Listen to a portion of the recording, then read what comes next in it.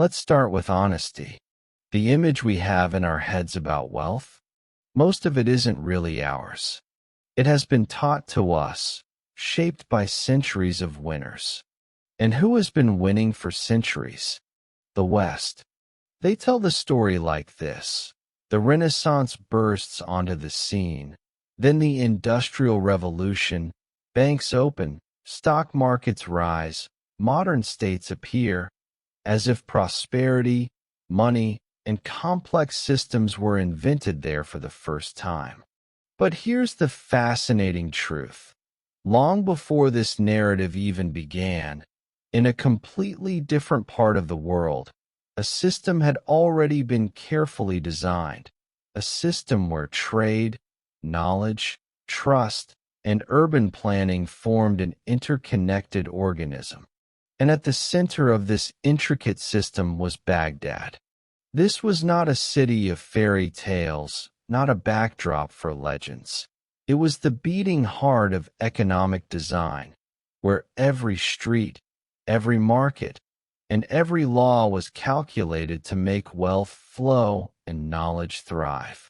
Imagine merchants counting coins by the Tigris, scholars debating the latest mathematical techniques, and caravans arriving with silk from China, gold from Africa, glass from Byzantium. All of this orchestrated by a city that understood that trust was worth more than armies and infrastructure more than palaces. Forget the romantic Arabian Nights imagery. This was not a fairy tale. Baghdad wasn't a backdrop for stories. It was a working system. Brilliant scholars and inventors didn't suddenly appear out of thin air.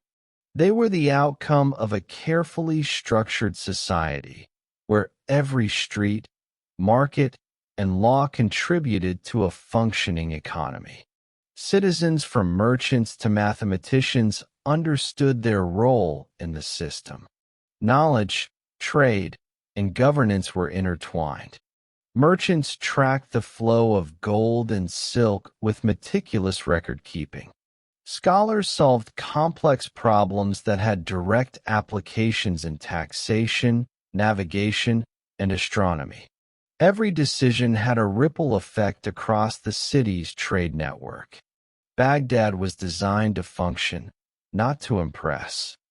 We call it the Islamic Golden Age. But it was not a random flourish of genius.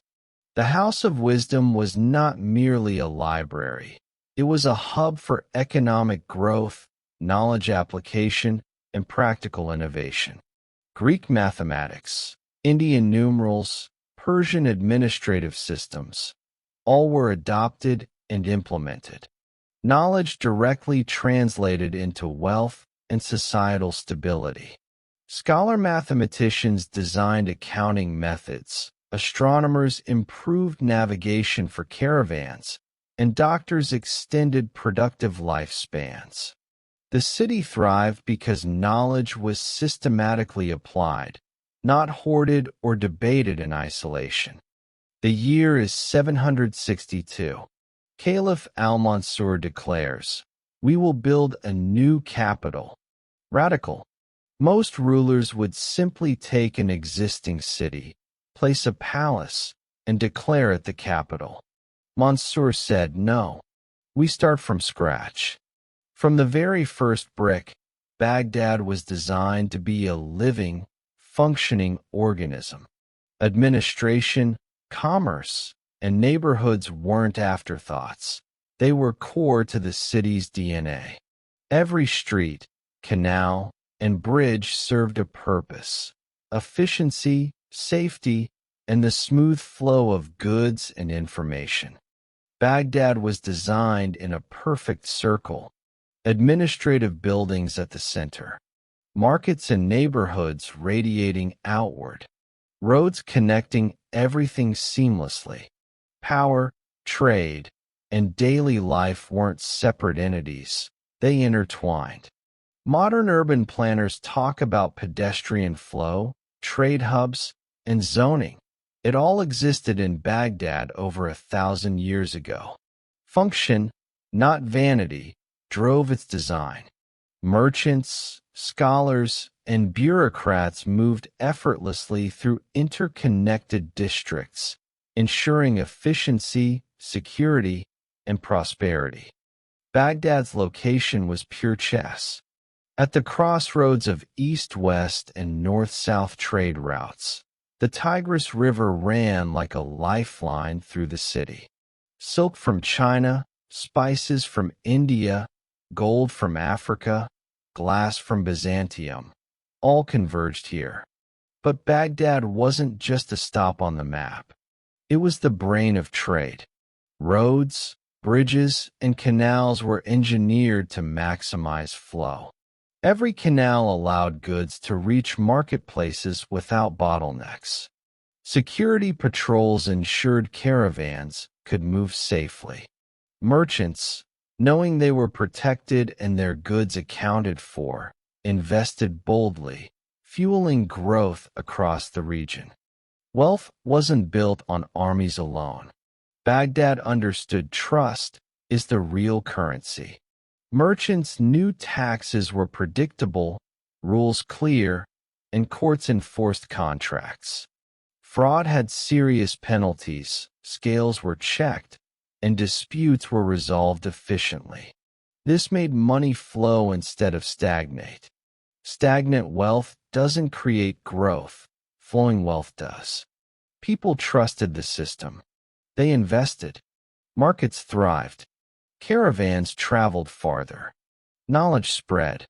And the city became an economic powerhouse centuries before Europe caught up. Transporting gold and silver was risky. Baghdad solved this with credit and transfer systems. Deposit in Baghdad, withdraw in Damascus. Deposit in Basra, take it in Cairo. Almost like modern banking, but centuries earlier. This made wealth mobile, not tied to land. Mobile wealth grows. Merchants could expand trade networks without risk of robbery. Trade wasn't localized, it was regional and global. Baghdad's system allowed economies to flourish across continents. Baghdad never relied on a single product, route, or market. Roads could be blocked, but alternatives existed. Political instability in one region, another market picked up the slack. Modern investors call this diversification. Baghdad practiced it instinctively. This created resilience. Even in crisis, trade flowed.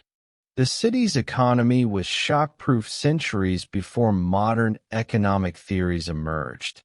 In Baghdad, knowledge was an investment, not decoration. Mathematicians were salaried. Astronomers mapped stars for navigation. Doctors improved life expectancy. Greek, Indian, and Persian knowledge were adopted and applied. Better math, better accounting. Better astronomy, better navigation. Better medicine, longer productive lives. Knowledge directly generated wealth. Hospitals were free and widespread. Schools were accessible. Baths served as social hubs. Professions specialized. Expertise deepened. The city was not wealth for a few elites. It was a functioning city economy. Politics existed, intrigue existed, power struggles existed, but the system remained operational, ensuring trade, education, and knowledge thrived. Money flowed in Baghdad. It was valued more alive than stagnant. Traders trusted the system. Caravans carried credit notes instead of heavy coins. Trade expanded without risk. Cities in Europe hoarded wealth in land. Baghdad made wealth move, and moving wealth grows it. Baghdad's trade networks stretched across continents. From the Mediterranean to India, merchants exchanged goods daily.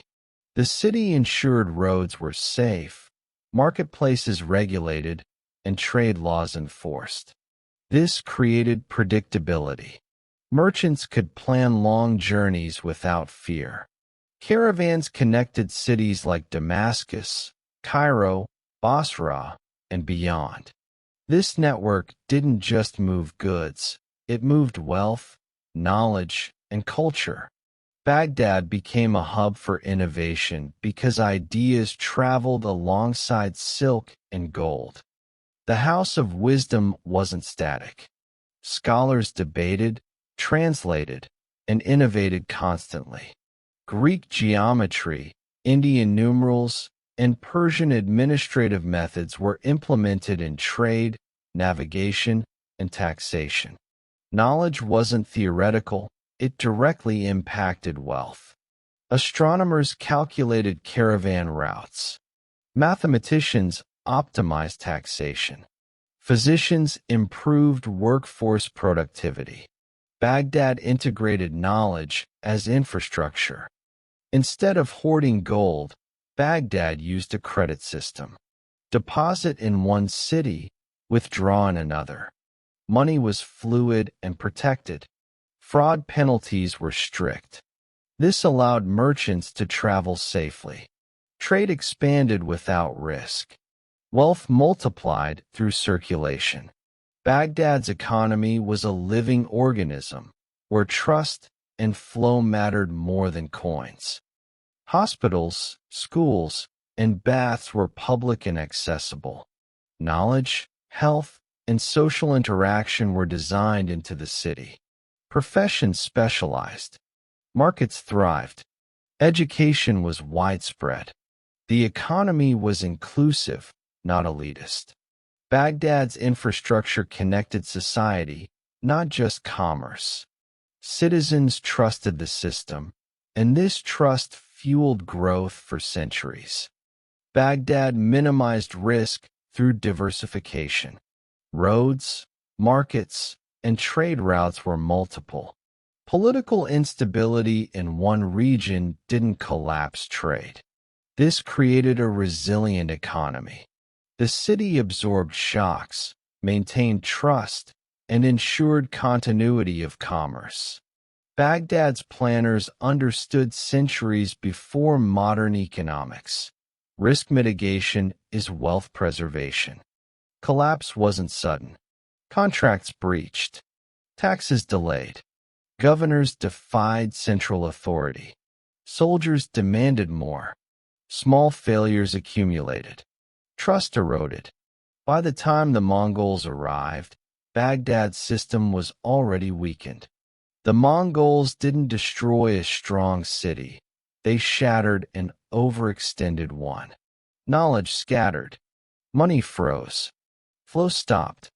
Baghdad proved wealth is about design, not just resources. Connect people, create trust, maintain coordination, and prosperity emerges naturally. Lose coordination, trust erodes, and wealth disappears. Modern societies often forget. Infrastructure, trust, and knowledge are far more important than raw capital. Baghdad centuries ago demonstrated this principle perfectly. Merchants were the lifeblood of Baghdad. They navigated rivers and roads, exchanged goods from distant lands, and relied on trust systems instead of physical gold. Contracts were honored, disputes settled, and caravans protected. Every transaction reinforced the city's reputation. People knew Baghdad was safe, predictable, and profitable. This drew more trade, scholars, and innovation, creating a self-reinforcing cycle of prosperity. Caravans moved strategically. Routes were chosen based on safety, availability of resources, and political stability. Credit notes replaced bulky coins, reducing theft risk. Merchants could travel farther and trade wider regions. The city became a hub connecting continents, linking Europe, Africa, and Asia through predictable trade networks. Baghdad applied knowledge practically. Mathematics optimized accounting. Astronomy guided caravans. Medicine extended lifespans. Knowledge was directly tied to economic growth. Scholars were funded, their discoveries integrated into trade, governance, and daily life. The city wasn't just rich in gold, it was rich in ideas and practical wisdom. The House of Wisdom functioned as an innovation hub. Translations, debates, and experiments happened simultaneously. Greek, Indian, and Persian knowledge merged to solve real-world problems in trade, navigation, and medicine. Knowledge wasn't ornamental. It created efficiency, wealth, and societal resilience. Schools were widespread and accessible. Citizens learned mathematics, reading, and trade skills. Education was integrated into the city's economy, preparing citizens to contribute efficiently. An educated populace made the economy self-sustaining. Scholars, merchants, and administrators worked in tandem, ensuring continuity of knowledge and wealth. Physicians improved health systematically. Hospitals offered free treatment. A healthier population meant more productive labor. Medicine wasn't charity, it was an economic strategy. Longer, healthier lives sustained trade, craftsmanship, and intellectual work, feeding the city's prosperity. Bridges, roads, canals, and markets were carefully designed. Movement of goods and people was efficient and safe. Infrastructure was as vital as laws or currency. The city's design ensured that commerce, knowledge, and social interaction flowed seamlessly, sustaining centuries of prosperity. Stable governance reinforced trust. Predictable laws and taxes made merchants confident. Disputes were resolved swiftly. Trust enabled wealth to flow freely, creating a self-reinforcing economic engine. Without political stability, even the best trade systems fail, but Baghdad mastered governance early. Collapse didn't happen overnight. Small failures accumulated, delayed taxes, breached contracts, governors defying authority. Trust eroded. The Mongols didn't destroy a strong system. They shattered an already weakened network. Money froze. Knowledge scattered. The lesson: systems must be maintained. Trust is fragile, and prosperity is conditional. Baghdad showed that wealth isn't about religion, culture, or continents. It's about design, trust, and coordination. Connect people, and wealth emerges. Lose trust, and it vanishes. This principle predates modern economics by centuries. The city designed prosperity deliberately, not by accident. Centuries later, Baghdad's principles remain relevant. Flowing money, applied knowledge, diversified systems, and trust-based governance are still the foundation of prosperity. Modern societies can learn from Baghdad.